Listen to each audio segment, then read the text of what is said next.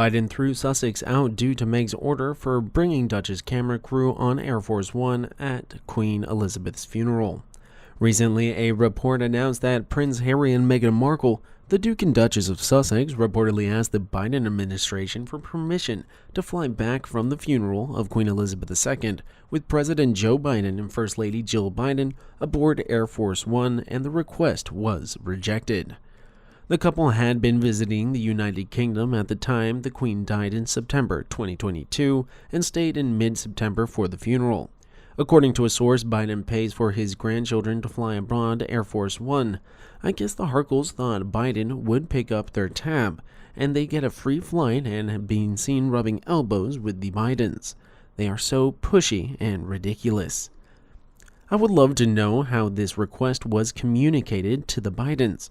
Did Harry and Meghan have staff traveling with them who had to make the request to U.S. staff? Did they make a palace staffer contact U.S. staff to make the request? Did Meghan send a text to Jill with lemon emojis asking for a ride? According to a staff member, Meghan demanded a free U.S. trip and pressed Biden to allow her camera team aboard the plane to assist them in recording footage for their new Netflix project at the time. However, due to Meghan's ignorance and delusion, Biden promptly threw the pair off the plane. I really can't wait for this bizarre PR clapback as to what really happened in the alternative Meghan Markle reality in our head show response in a few minutes. Actually, it was just a brief chat. We turned down Air Force One as we were still very much grieving.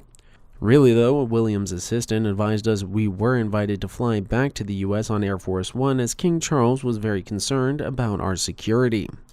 The real story is Meghan Markle called Oprah and she called her mutual friend Michelle Obama.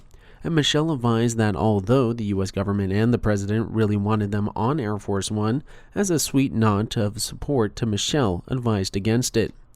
The Duke and Duchess were not allowed to attend the pre-funeral reception at Buckingham Palace, where the world leaders, including the Bidens, attended to greet King Charles and Queen Camilla.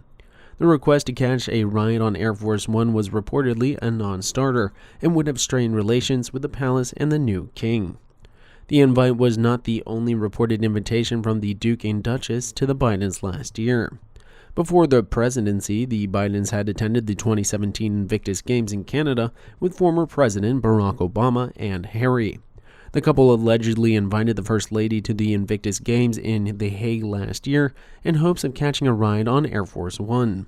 The administration worried that Jill Biden's attendance would have offended the royal family. The Biden's administration had Transportation Secretary Pete Buttigieg lead a delegation to Invictus Games in April last year instead of the First Lady.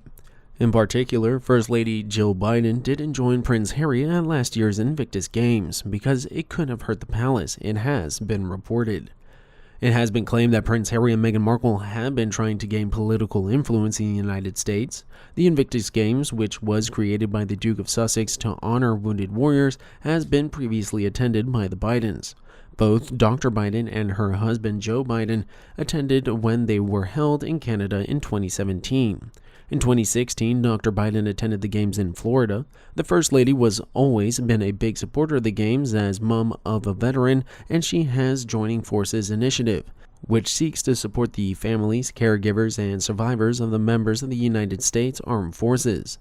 A source told DailyMail.com that Dr. Biden wanted to go to the 2022 Games, but her office noted that the palace could be hurt if she went.